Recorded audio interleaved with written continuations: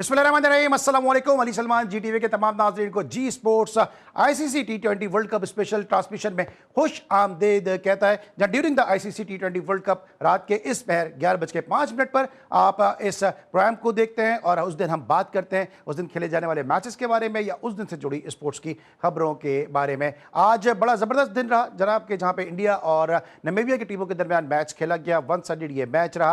हार्दिक पांड्या ने एक मुश्किल मौके पर अपनी टीम को संभाला दिया और इस तरह टीम इंडिया 209 रन करने में कामयाब हुई और जवाब में 93 रन से उसने कामयाबी हासिल की। इस मैच की समरी पे भी अब से थोड़ी देर के बाद निगाह डालेंगे, लेकिन सबसे ज्यादा जो इंपॉर्टेंट मैच रहा वो इटली और नेपाल के दरमियान रहा कि जहां पे नेपाल ने जो ग्लिम्सेस शो की थी अपनी अगेंस्ट इंग्लैंड। आज सब एक्सपेक्ट कर रहे थे कि आज इटली के सामने वो एक अच्छी परफॉर्मेंस देंगे, लेकिन 10 विकेटों के बड़े मार्जिन से इटली ने कामयाबी हासिल की है। इसके अलावा जो मैचेस खेले गए उनको भी आज के शो में हम डिस्कस करेंगे, लेकिन सबसे पहले एक नजर डालेंगे जो मैच खेला गया इंडिया वर्सेस नामीबिया इस मैच की समरी पर। उसके बाद फिर इस महफिल को, इस गुफ्तगू को आगे बढ़ाएंगे। ये आपके सामने स्क्रीन पे इस वक्त समरी के जहां पे इंडिया और नामीबिया की टीमों के दरमियान जो मैच खेला गया। ईशान किशन ने बड़ी जबरदस्त बैटिंग परफॉर्मेंस का मुजाहरा किया, 61 रन बनाए। फिर हार्दिक पांड्या ने एक मुश्किल मौके पर जब इंडिया की बैक टू बैक विकेट्स गिर रही थी 52 रन स्कोर किए, 25 रन तिलक वर्मा की जानिब से आए और शिवम दुबे 23 रन बनाने में कामयाब रहे। जवाब में महज 116 रन बना सकी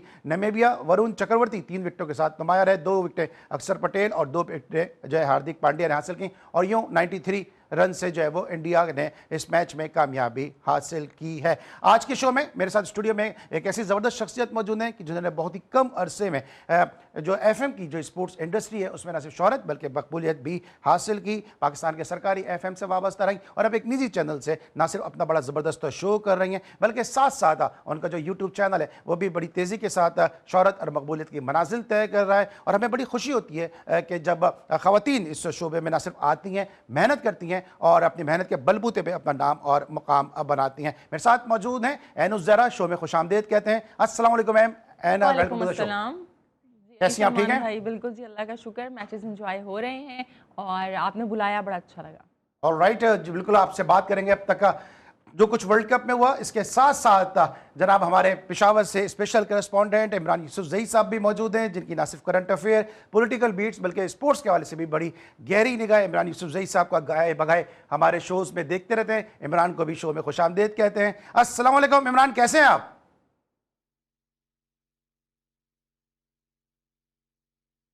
आई थिंक इमरान तक मेरी आवाज़ पहुंची ज़रूर है, लेकिन उनकी आवाज़ हम तक नहीं आ रही है। लेकिन सबसे पहले ज़रा बात करते हैं इस मैच के वाले से ऐन ज़हरा के साथ।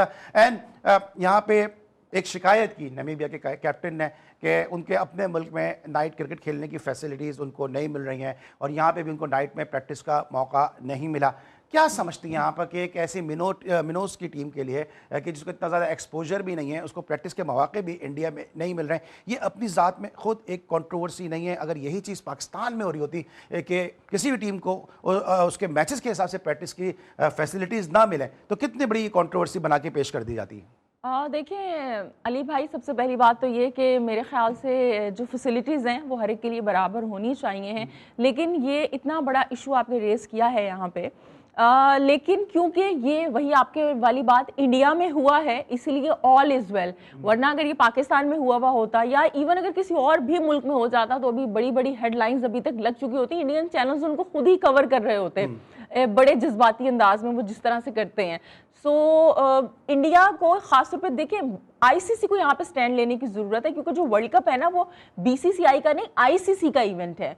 आईसीसी को चाहिए कि वो इसको फेयर बनाए और जो टीम्स हैं उनको बराबर के मौके मिलने चाहिए हैं, क्योंकि इंडिया में बहुत कुछ हो रहा है ऐसा। मैं क्रिकेटिंग पॉइंट ऑफ व्यू से बात कर रही हूँ इस वर्ल्ड कप के अंदर कि जो कि क्वेश्चन रेस करता है। अभी आप मेरे ख्याल से खुद भी वो डिस्कस करेंगे, वो जो ड्रिंक्स का मामला हुआ, वीडियो सामने आई अरुण जेटली स्टेडियम की कि जहाँ पे यूज ड्रिंक्स आप दोबारा से वो बोतल में डाल रही है वो जो उनका ग्राउंड स्टाफ है, ताकि दोबारा से उसको सर्व किया जाए। तो क्या हाइजीन के मामलात हैं वहाँ पे, क्या फेयर सिस्टम है सारी टीम्स को लेकर? तो ये बहुत बड़े बड़े क्वेश्चन रेज होते हैं। ठीक है, इमरान यूसुफजई ने भी ज्वाइन किया। इमरान, बताइएगा कि जो मामला हुआ है प्रैक्टिस के हवाले से, एक टीम जो मिनोस की टीम है, हम सबको पता है कि नामीबिया में ये पार्ट टाइम क्रिकेटर्स हैं जो कुछ और जॉब करते हैं और अपनी मेहनत के बलबूते पे इन्होंने क्वालिफाई किया इस बड़े मेगा इवेंट के लिए। चले वहाँ पे तो उनको नाइट क्रिकेट की फैसिलिटीज़ नहीं है। लेकिन इंडिया में इतने स्टेडियम है, अगर आप मुंबई की बात कर लेते हैं तो डॉक्टर DY पाटिल स्टेडियम है, वानखेड़े स्टेडियम है और भी कई स्टेडियम होंगे कि जहाँ पे फैसिलिटीज़ होंगी, या और दूसरे शहरों में भी कई स्टेडियम मौजूद होंगे। आप समझते हैं कि दानिस्ता तौर पे जानते बूझते इनके साथ इस तरह किया गया, या ये मामला ओवरलुक हो गया? और अगर ऐसा हुआ है तो अगर पाकिस्तान में ये जिस तरह भी हम बात कर रहे हैं यहां पर कहीं और ऐसा होता तो एक बड़ी कंट्रोवर्सी बन के सामने आती है चीज। जी बिल्कुल, मैं बिल्कुल इस बात से इत्तेफाक करता हूँ कि अगर ये इंडिया के अलावा कहीं और हो रहा होता तो मेरे ख्याल से बहुत बड़ा इसके ऊपर इशू बनता, एक तनाज़ा बनता, और जिस मुल्क में भी ये वर्ल्ड कप हो रहा होता उसके खूब नक्शे लिए जाते हैं। लेकिन जाहिर सी बात है, इंडिया है, बीसीसीआई है, उनकी उनकी अपनी बदमाशी है, उनके अपने जो है ना हठधर्मी है, उनको ना कोई कुछ कह सकता है, ना कोई बात कर सकता है। फिर सबसे बड़ी बात ये है कि आप ये देखें कि अभी जो ये मैडम ने भी बात की और इसके ऊपर हम बात भी करेंगे, ये जो कोल्ड ड्रिंक्स वाला मामला हुआ, ये भी बड़ा अफसोसनाक सूरत हाल है। यदि आप हेल्थ और हाइजीन की भी अगर परवाह नहीं करते और इसी तरह से ये सारी चीजें चल रही हैं, तो मेरे ख्याल से इसके ऊपर क्वेश्चन मार्क तो बिल्कुल बनता है। और इसके और फिर एक टीम को कि जो जिनको अपने मुल्क में इतनी अच्छी सहूलियात मुयसर नहीं है, उनको अगर आप सहूलियत फराहम कर देते हैं, तो मेरे ख्याल से ये तो कोई बड़ी बात नहीं है। और फिर सबसे बड़ी चीज ये कि वो आपके मुल्क में मेहमान है, खेलने आए हैं और इतने बड़े मेगा इवेंट में वो शिरकत कर रहे हैं, तो मेरे ख्याल से इस तरह की सहूलियात फराहम करना तो उस मुल्क की जिम्मेदारी है, बुनियादी जिम्मेदारी है कि जो इस इतने बड़े आईसीसी के इवेंट को होस्ट कर रहा है। और अगर वो ये छोटी छोटी चीजें या छोटी छोटी सहूलियात अगर फराहम नहीं कर सकता, तो मेरे ख्याल से तो फिर क्वेश्चन मार्क तो ये भी बनता है कि ऐसे किसी मुल्क में आईसीसी का इतना बड़ा इवेंट हो कैसे रहा है। ठीक है। अच्छा, ये जो हम बात कर रहे हैं इस हवाले से कि आईसीसी का भी इसमें क्या रोल है, कि आप नहीं समझते कि तमाम टीमों को मसावी फैसिलिटीज देनी चाहिए? ठीक है, हमें भी पता है कि इंडिया नमीबिया मैच होगा तो नमीबिया को बहुत ही मुश्किलात होंगी और नमीबिया बहुत ही माइन्यूट सा चांस होता है कि वो जीत जाए, लेकिन फिर भी एक एक्सक्यूज तो नहीं देना चाहिए ना किसी भी टीम को। इमरान जी बिल्कुल, देखिए एक्सक्यूज भी नहीं देना चाहिए और सहूलियात तो बिल्कुल फराहम करनी चाहिए, ये उनकी जिम्मेदारी बनती है। जैसे मैंने से पहले भी अर्ज किया कि ये तो उस मुल्क की जिम्मेदारी बनती है कि जो इतना बड़ा आईसीसी का इवेंट होस्ट कर रहा है, और अगर वहां पर इस तरह की सहूलियात नहीं दी जा रही और या किसी वजह से या जानबूझकर नहीं दी जा रही, तो ये उससे भी ज्यादा अफसोसनाक सूरत हाल है। अगर तो कोई इश्यूज है, कोई मसाइल हैं, कोई मसले हैं, या ये टीम वहां विजिट नहीं कर सकती, ट्रेवल नहीं कर सकती, या जिस जगह पर इनका मैच है इंडिया के साथ उस जगह से वो ग्राउंड दूर है कि जहां पर ये मैच होने हैं, तो वो बात समझ में आती है। लेकिन अगर वो चीजें आपको सहूलियात आपके पास मौजूद है, उसके बावजूद आप नहीं दे रहे हैं, तो फिर ये क्वेश्चन मार्क जरूर बनता है। मैं समझता हूँ कि इस चीजों पर फिर सबसे बड़ी बात ये है कि अब आईसीसी की बात करें या बीसीसीआई की बात करें, यानी दोनों जो है एक ही सिक्के के दो रुख है, तो आईसीसी इसके ऊपर क्या एक्शन लेगा? बीसीसीआई ने एक्शन लेना है और बीसीसीआई ने आईसीसी से पूछना है या आईसीसी ने बीसीसीआई से पूछना है, तो इस तरह की कोई चीज होनी नहीं है। तो मेरा ख्याल ये है कि ये जो है जो बाकी ममालिक हैं, उनको इस चीज के ऊपर गौर करना चाहिए कि किस तरीके से इंडियन जो मोनोपोली है उससे इस क्रिकेट को कैसे निकाला जा सकता है। इसलिए कि ये एक चीज नहीं है, इस तरह के बहुत सारे मसाइल हैं, बहुत सारे मामला हैं। बांग्लादेश का इशू देख लें, सिंपल सा एक ग्रुप चेंज करके इस बहुत बड़े मसले को हल किया जा सकता था। यानी एक ऐसी टीम की जो क्वालिफाई नहीं कर सकी, उसको आपने एक क्वालिफाई हुई भी टीम को निकाल कर उसको जो है वो उसमें शामिल कर लिया। और फिर बाद में आप संजोग गुप्ता जो है वो कह भी रहे थे कि जी बांग्लादेश का इस टूर्नामेंट में ना होना बड़ा अफसोसनाक है हमारे लिए। तो अफसोसनाक जाहिर सी बात है कि एक छोटा सा एक मसला था, आप उनका ग्रुप चेंज कर देते, जो उनके मैचेस थे वो स्कॉटलैंड के वो उधर हो जाते, श्रीलंका में हो जाते, और जो दूसरी टीम थी बांग्लादेश के मैचेस श्रीलंका में हो जाते, स्कॉटलैंड की टीम जो दूसरे मैच थे आयरलैंड के वो इंडिया में हो जाते। इतना बड़ा इशू ना बनता, इतना बड़ा मसला ही ना बनता। लेकिन बहरहाल इन सारी चीजों को मैंने जैसे इससे अच्छा, असल में इश्यूज आप समझते हैं, मैं एंड में पूछूंगा कि इश्यूज जो है वो बनाए जाते हैं, क्योंकि अभी एक वीडियो एक सर्कुलेट हो रही है सोशल मीडिया पे, हो सकता है हमारे नाज़रीन ने भी वो वीडियो देखी हो, कि इसमें जिस तरह भी एंड भी बात करी थी कि अरुण जेटली स्टेडियम जो न्यू दिल्ली का है उसके बाहर किसी स्टॉल के ऊपर एक ग्लासेस से उठा के जो है वो बची हुई जो बॉटल है वो एक जो ड्रिंक है वो बॉटल के अंदर जो है वो उंडेली जा रही है। अब बहुत सारे लोग इस चीज़ को ये इशू बना रहे हैं, हो सकता है कि वो बचा हुआ जो ग्लास के अंदर होगा वो उसको बोतल में करके कहीं उसको गार्बेज में फेंक रहे हो सकता है कुछ कर रहे हो, क्योंकि उस वीडियो से ये बात तो साबित नहीं होती कि किसी को बेचने के लिए वो बना रहे हैं, हो सकता है वो पेपर ग्लास को रीयूज करने के लिए कर रहे हो। एंड आप समझती हैं कि ये कंट्रोवर्सी बनाई जा रही है, कंट्रोवर्सी है, या आप समझती हैं कि वाकई ऐसा हुआ है? देखिए, अब आंखों देखी तो इंसान नहीं झुटला सकता, लेकिन चलें, ये कंट्रोवर्सी आप कह रहे हैं, ठीक है जी, बनाई जा रही है, ठीक है।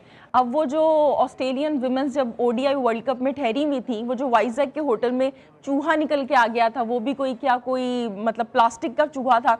इससे पहले जब न्यूजीलैंड और अफगानिस्तान की टेस्ट, मेरे ख्याल से टेस्ट मैच उनका होना था, कि जो कि नहीं हो सका था क्योंकि वो जो स्टेडियम उनको प्रोवाइड किया गया था, वहाँ पे एक दिन पहले बारिश हुई थी, लेकिन वो बारिश सूख नहीं सकी थी। पंखों से उनको पेडिस्टल फैन से ग्राउंड को सुखा रहे थे, और टीम को पिलाने के लिए पानी ना वॉशरूम से भर के लेके आ रहे थे। तो वो भी क्या आंखों का धोखा था। इंडियन चैनल्स ने खुद वहाँ पे कैमरे ले जाके उसको कवर किया था कि किस तरह होटल और जो केटरिंग का स्टाफ था वो वॉशरूम से पानी भर रहा था, वॉशरूम के नलकों से खिलाड़ियों को पिलाने के लिए। तो ये पहली दफ़ा तो हो नहीं गया। सो बहुत सी बातें हैं, जितनी आप बात करते जाएंगे उतनी इस तरह की फिर वो वाकयात निकल के सामने आते जाएंगे। बिल्कुल सही है। अच्छा, अभी इमरान, अभी आप बात करते हुए ब्रेक पहले मुझे 20 सेकंड के अंदर जवाब दें ताकि इस मौजू को मैं कंक्लूड कर दूं। ये हाइजीन की आप बात करते, देखिए हाइजीन की आप बात कर रहे हैं, लेकिन हम सब जानते हैं कि वो क्या क्या पीते रहते हैं। हम मुझे यहाँ पे बैठ के बताने की जरूरत नहीं है। मरारजी डिसाई का नाम ले लें, वो खुद कहते थे मैं क्या पीता हूँ अपनी सेहत के लिए। जीनत अमान का नाम ले लें, वो खुद कहती थी मैं क्या पीती हूँ। अभी परेश रावल ने कहा कि मैं ये चीज पीता हूं जिससे मेरा शरीर जो है वो अंदर से बड़ा पवित्र रहता है। तो सर, हाइजीन की तो फिर मिसाल ही कोई नहीं है ना, फिर हाइजीन कहां आ गया इस सब में? आपकी बात दुरुस्त है अली भाई, हाइजीन की बात नहीं है, लेकिन ये पीते हैं ना। अब इस स्टेडियम के अंदर जहां पर ये मैच होना है या जो दूसरे मैच होंगे, या इसमें सिर्फ और सिर्फ हिंदू तो नहीं देखने आते ना मैच, यहाँ पर तो मुसलमान भी आते हैं। तो कम से कम वो तो इन चीजों से परहेज करते हैं, वो तो इन चीजों से दूर रहते हैं। उनको तो थोड़ी बहुत सफाई चाहिए। या और दीगर मज़ाहिब के लोग हैं, उस सबके सब तो ये जो है चीज नहीं पीते जिसकी आप जिक्र कर रहे हैं, बात कर रहे हैं, जिसको मेरे ख्याल से स्क्रीन के ऊपर हमें बोलना भी नहीं चाहिए कि जिस किस्म की वो चीज पीते हैं, जो कुछ भी करते हैं वो उनका जाती फेल है, हमारा उसके साथ कोई काम नहीं है। लेकिन ये सारी चीजें जो है ना, ये सारे लोग नहीं पीते। तो मैं समझता हूँ कि इसके ऊपर जरूर देखना चाहिए। और ये भी आपकी बात दुरुस्त है, लेकिन मैं इसमें जरूर ये ऐड करूंगा कि गिलास से निकाल कर बोतल में डालना, इसका मतलब है कि उसको जो है ना वो दोबारा से सील करके बेचने के लिए ले जाया जा रहा था। वरना आपने अगर गिलास दोबारा यूज कर रहे हैं तो आप कोल्ड ड्रिंक तो बाहर भी जाया कर सकते हैं ना, ताकि कोई किसी के इस्तेमाल में ना आए। तो अगर आप बोतल में उसको डाल रहे हैं तो उसका मतलब है कि आपका इरादा कुछ और है। ठीक है, और मैंने पहले ही कहा था कि इमरान यूसुफजई की बड़ी गहरी नज़र होती है और उन्होंने बड़ा एक वैलिड पॉइंट जो है वो इसमें से रेज भी। जनाब, इस मौजू को यहीं पे हम कंक्लूड करेंगे, यहीं पे वाइंड अप करेंगे, क्योंकि जब ब्रेक के बाद वापस आएंगे तो बात करेंगे आज के खेले जाने वाले मैचेस के हवाले से, अपने दोनों मौजूद मेहमानों से आज के मैचेस पे इनका इन डेप्थ एनालिसिस हासिल करेंगे। मिलते हैं ब्रेक के बाद। Welcome back after the break. और ब्रेक पर जाने से पहले हम बात कर रहे थे उसको उन कंट्रोवर्सीज के हवाले से जो इंडिया से सामने आ रही हैं। अब जरा डिस्कस करेंगे इस मैच को कि जहाँ पे नामीबिया और इंडिया की टीमें मद्दे मुकाबिल थी। और आज हमने देखा कि इंडिया की टीम को ऐसे मौके पे कि जब धड़ाधड़ और बैक टू बैक विकेटें गिर रही थी, उस वक्त हार्दिक पांड्या ने आके संभाला दिया और उन्होंने निफ्ट सेंचुरी स्कोर की। लेकिन एन आप समझते हैं कि जिस तरह आज ठीक है 209 रन जरूर बनाए टीम इंडिया ने, लेकिन 9 विकेटें नामीबिया जैसी टीम के सामने गिरना, हालांकि कैचिंग भी अच्छी रही है नामीबिया की, आप समझती हैं कि थोड़ा सा स्पिनर्स पे वल्नरेबल रहे, थोड़ा स्ट्रगल की है टीम इंडिया ने? क्योंकि 9 विकेट गिरना एक बहुत बड़ा alarming sign as far as Indian point of view हो सकता है। जी बिल्कुल, आपने एक अच्छा पॉइंट रेज किया है। और इंडिया, अब देखें, पिछले कुछ अरसे से स्पिनिंग के स्पिनर्स के आगे वो स्ट्रगल कर रहे हैं। अभी आपने साउथ अफ्रीका के सामने भी उनको देखा होगा, न्यूजीलैंड जब आई थी तब भी हमने देखा प्रॉब्लम हुई उनको। अभी यूएसए से बिल्कुल मैच जो था वो मुश्किल में आ गया था, तब भी उनके जो कैप्टन है उन्होंने 84 रन बनाए थे।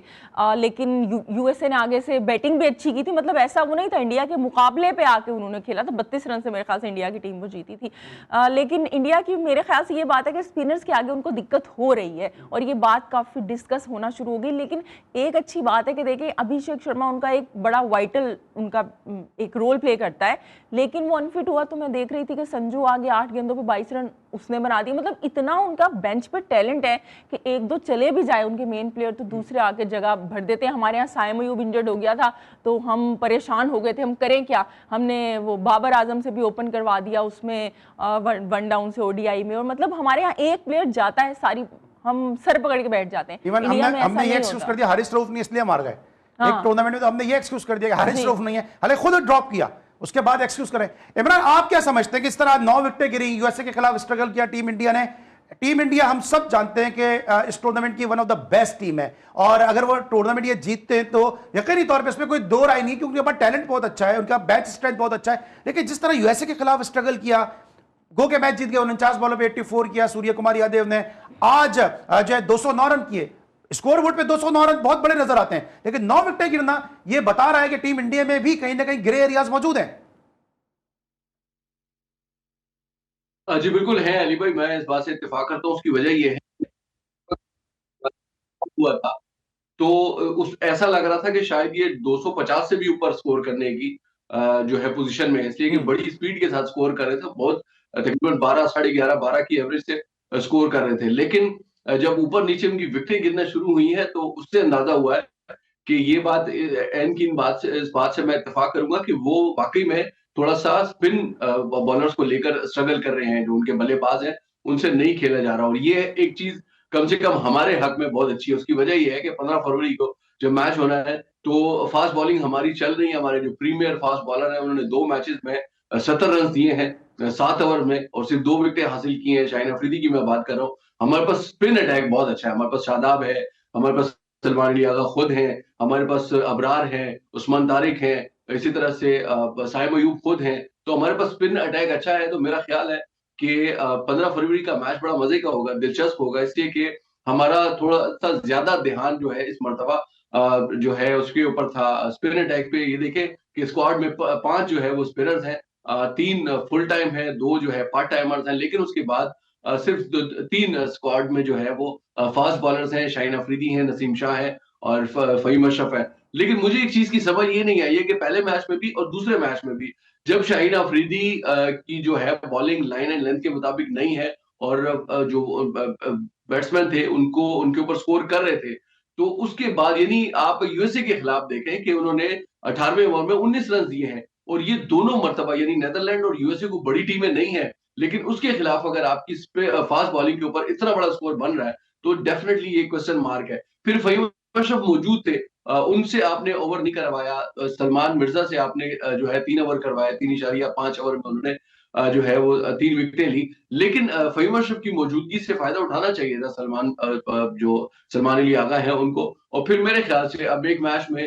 शाहीन अफरीदी को रेस्ट करवाने की जरूरत है, इसलिए कि 2 मैचेस में 7 ओवर में 70 रन बहुत ज्यादा है। और ये हमारे प्रीमियर फास्ट बॉलर है जिनके ऊपर हमारा बहुत ज्यादा ट्रस्ट होता है, जिसके ऊपर हम बहुत ज्यादा फहीम अशरफ की आपने बात सबसे इंपॉर्टेंट चीज इमरान, फहीम अशरफ की आपने बात की, आपको लगता है कि फहीम अशरफ के कहीं ऐसा तो नहीं क्योंकि उनको कोई फिटनेस के उनको मसाइल हों जो शायद बैटिंग करते हुए सामने नहीं आ रहे हैं, लेकिन हम सब ये जानते हैं कि वो बॉलिंग ऑलराउंडर है, बैटिंग ऑलराउंडर तो नहीं है। और ये बात हमसे ज़्यादा फिर सलमान आगा भी जानते होंगे, माइक हैसन भी जानते होंगे। अगर उनको बॉलिंग नहीं दी जा रही तो कहीं कहीं ना कहीं जो फीलिंग आ रही है वो यही है कि शायद उनको कोई इंजरी है जिसकी वजह से उनको एक भी ओवर जो है कराने का मौका नहीं मिल पा रहा।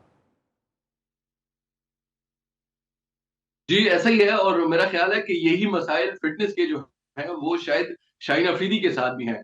इंजरी से रिकवर वो जरूर हो गए थे, लेकिन मुझे ऐसा अभी भी लगता है कि शायद वो कंप्लीटली जो है वो रिकवर नहीं हो सके थे, और अभी भी उनके कुछ ना कुछ मसाइल जरूर हैं। आप अगर उनका स्टाइल चेक करें तो वो जो है लाइन और लेंथ उनकी थोड़ी सी जो है वो आउट ऑफ फॉर्म है। और फिर सबसे इंपॉर्टेंट चीज ये है कि शाहिद अफरीदी का सबसे बड़ा इशू ये है कि अगर उनको पहले ओवर में विकेट मिल जाती है, ज्यादा से ज्यादा दूसरे ओवर में विकेट मिल जाती है, उसके बाद के 2 या 3 ओवर जो है अगर बचते हैं, अगर पहले ओवर में विकेट मिले तो 3 ओवर उनके ऐसे होते हैं कि वो अनप्लेबल हो जाता है। लेकिन अगर इसी पहले और दूसरे ओवर में इसको विकेट ना मिले तो फिर तीसरे और चौथे ओवर में उनको अपनी लाइन एंड लेंथ मुझे ऐसा लगता है कि शायद भूल जाती है। मेरा जाती राय है, लेकिन मुझे ऐसा लगता है कि शाहीन अफरीदी को शुरू के ओवर में, यानी आप ये भी देखें कि वर्ल्ड में उनका दूसरा या तीसरा नंबर है शायद, कि जिन्होंने सबसे ज्यादा मर्तबा पहले ओवर के अंदर 27, 26, 27 तो मेरे ख्याल से शाहीन अफरीदी को ऊपर जो है तवज्जो देने की जरूरत है। अच्छा, जैसे अभी आप स्पिनर्स की बात करें, एंड आपको लगता है कि ठीक है जो रिसोर्सेज हमारे पास हैं, जिस तरह 5 स्पिनर्स के साथ हम खेल रहे हैं, और पॉसिबल है ये बात है कि हम इंडिया के खिलाफ एक फास्ट बॉलर से जाएं शाहीन के साथ और फिर हम जो है या तो फहीम अशरफ से बॉलिंग करवा लें या अपने स्पिनर्स को यूज़ करें, लेकिन हम अपने स्पिनर्स को भी सही से यूज़ नहीं कर रहे हैं। आप 1.5 साल से साल भर से जो है साइम अयूब से बॉलिंग का आगाज़ करा रहे थे, वहाँ पर 17वां ओवर देते हैं, वो पहले ओवर में आके 17वें ओवर में 2 आउट करता है, फिर आप उसको अगला ओवर नहीं देते हैं। तो हम अपने रिसोर्सेज को भी जो है वो अपनी आर्मरी को भी जो सही से यूज़ नहीं कर रहे हैं।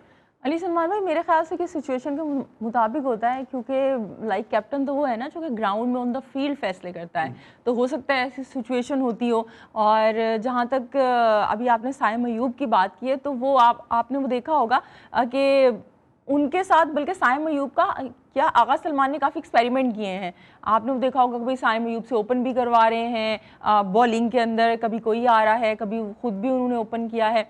सो मेरे ख्याल से वो ऑन द ग्राउंड फैसले कर रहे होते हैं। और पाकिस्तान का जो अभी इस वक्त स्पिनिंग अटैक है, अगर मतलब 5 हमारे पास स्पिनर्स हैं, so they are enough for the India I guess. और ख़ासतौर पे वो जिस तरह उस्मान तारिक का बुखार इंडिया को चढ़ा हुआ है, तो मेरे ख्याल से पता नहीं, उनका तो नाम ही काफ़ी है इस वक्त। आपको लगता है कि उस्मान तारिक को लेके इंडियन बहुत सीरियस कंसर्न अपने शो कर रहे हैं, क्योंकि जितनी मीम्स बन रही हैं इस वक्त उस्मान तारिक पे, ये बता रहा है कि इंडिया जो है वो काफ़ी ज़्यादा उस्मान तारिक को लेके बहुत सीरियस है। जी मैं कह रही हूँ ना, उस्मान तारिक का बुखार मतलब वो चढ़ा हुआ है इंडिया को इस वक्त सोशल मीडिया के ऊपर। मतलब उनको एक्शन को लेके इतनी बातें हो रही हैं, हालांकि आईसीसी ने उनको 2 दफ़ा क्लियर कर दिया है। इतने बड़े बड़े क्रिकेटर्स ने बैठ के बातें कर ली, एम्पायर्स की वीडियोस सामने आ गई कि भाई बंदे का एक्शन ठीक है, लेकिन इंडियन जो मीडिया है उसको सुकून नहीं आ रहा। उनको ऐसे वो लग रहा है कि पता नहीं उस्मान तारिक आएगा और सारे के सारे इंडियन खिलाड़ियों को वही आउट कर देगा। इमरान यूसुफजई से बात करेंगे ब्रेक के बाद कि उस्मान तारिक का वाकई बुखार है, या क्योंकि उनके एक जो यूट्यूबर हैं, मैं आज सुन रहा था उनकी एक वीडियो क्लिप, उसमें कहा मैं इसको 5 छक्के मार दूंगा। इतना इजी उस्मान तारिक को लेना। और दूसरी तरफ बिल्कुल एन ने सही कहा कि उनका हवा और उनका खौफ भी बैठा हुआ है। मिलते हैं एक छोटे से ब्रेक के बाद। Welcome back after the break. और ब्रेक पर जाने से पहले हम डिस्कस कर रहे थे टीम इंडिया की परफॉर्मेंस के हवाले से, और इमरान के सामने एक सवाल मैंने प्लेस किया था। इमरान, आप समझते हैं कि पाकिस्तान को इंडिया के खिलाफ जो है वो एक फास्ट बॉलर के साथ जाना चाहिए, और अगर जरूरत पड़ती है तो फहीम अशरफ के साथ बॉलिंग करा लें शाहीन को, और फिर अपने जो स्पिनर्स हैं उनको यूटिलाइज कर सकें? और फिर क्या आप समझते हैं कि क्या उस्मान खान की जगह बनती है और फिर नाफे को खिलाया जा सकता है? देखिए, उस्मान खान की कम से कम मुझे नहीं लगता कि उस्मान खान की जगह बनती है, इसलिए कि वो पिछले बहुत अरसे से मुसलसल जो है स्ट्रगल कर रहा है, उससे बैटिंग नहीं हो पा रही।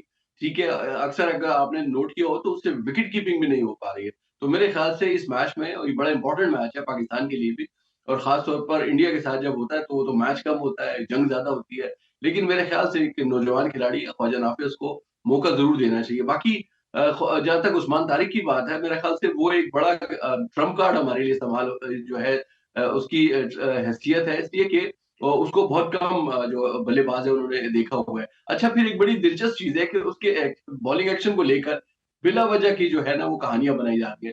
आज के मैच में आप देखें इंडिया के खिलाफ जो नामीबिया के बॉलर हैं रस्मस गेराल्ड एरास्मस, उनका इन ओवर में उन्होंने 4 आउट 3 क्यों बने बॉलें आज? 4 बॉलें एक तरह अंदाज से हाँ, कराई हैं, 2 बॉल कराई हैं।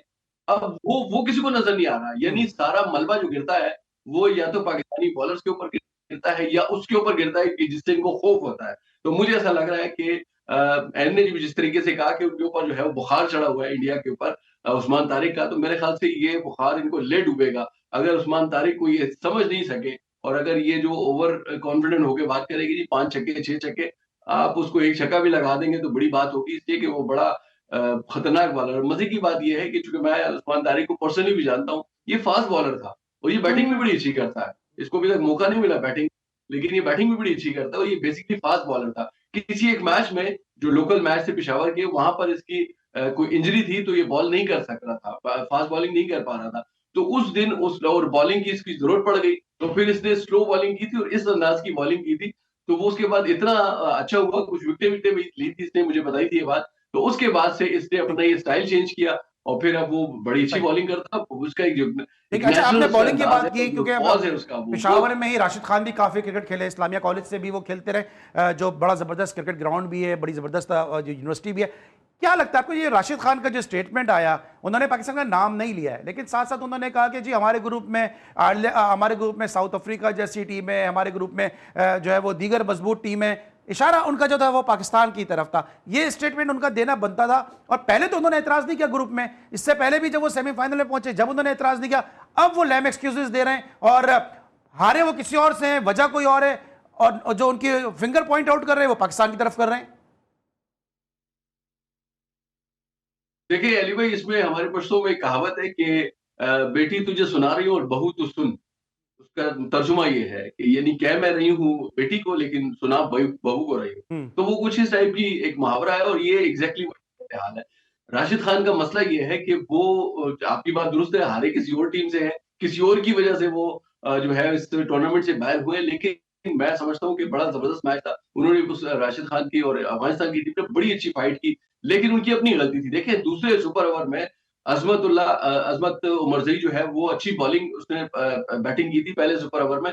दूसरे सुपर ओवर में आपने नबी को जब स्ट्राइक दी है, तो उस उधर ही जो है वो जो मुझे अंदाजा हो गया था कि ये नहीं कर पाएगा और वही हुआ। अच्छा, बाकी मुझे जरा राशिद क्विकली खान की बताइएगा, एज ए स्टेटमेंट कैप्टन आप बाकी कैसा रेट अफसोसनाक करते हैं राशिद को, क्योंकि जब से राशिद आए अफगानिस्तान की परफॉर्मेंस में काफी डिक्लाइन आया है। बिल्कुल डिक्लाइन आया है।